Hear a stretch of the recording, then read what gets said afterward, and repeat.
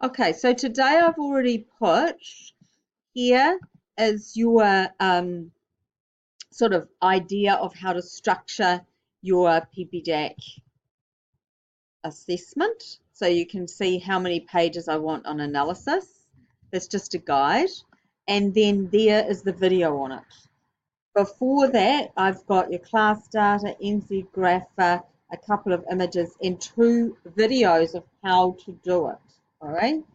Prior to that, we've got information about each year level or curriculum level and what needs to be there, and links to my website, and that is the year 11 guide of how to do the problem, and it even talks about merit and excellence. That is for year 11 internal. Okay, so you've got lots and lots of stuff available to you. Here we had lots of information, and if we go at multivariate, if we click on there, you can see that you had video lessons, and that's year 9 of how to make the call, how not to make the call, and that's a year 9 level. So you've got a year 9 exemplar and you've got a year 11 internal assessment exemplar, right? It's the same topic, it's the same graphs, but it's a different level of analysis. So we've got some language here. We actually have the cards.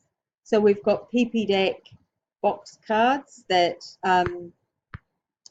we find them here, not the shape. The shape will be good to compare distributions, but those ones are to do with the box plots.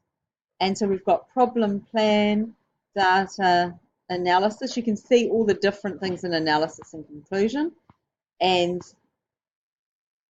the different words like this means, I looked at the data, I see, so I wonder would be part of the problem, and I see and I notice, and this means is part of the analysis. And you've also got these ones here, or is that the same ones? Anyhow, you've got lots of resources is what I'm saying. So if we go back here, more resources here, more ideas about variation here, and the scatter thing.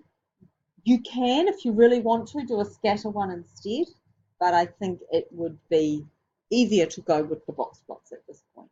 So the scatter thing we have kind of just touched on, but yeah, so you're welcome to do a scatter investigation, but it would be a bit trickier. We've spent less time on it.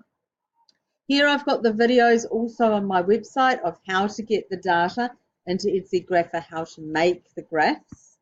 I've got over here what I expect you to do each day. And then I've got the slide guide, which is here, and also the video on it. This video here, awesome, is about when you're doing the analysis, you state what's obvious, you specify by giving some numbers. The evidence, quite often that means you're comparing numbers and what that means, and quite often what it means back in the population. So that video is a really good one to watch. And then next week, we have got Monday where you can do peer marking or mark another group, try to refine it. Tuesday and Thursday we'll do the presentations and I will mark them on the spot, and we can, the people who do the presentation first will have the option to resubmit and fix it up because they didn't have the same benefit of seeing others people's being marked. Wednesday on Teacher Strike Day, I've got a whole lot of fun maths for you to look at here. So if you haven't seen Math Pickle and the set puzzle and stuff like that, you can have a look at that on the strike day. Okay, make sense? All right, so I'll pop this up on the website as well so everyone's on the same page. Good.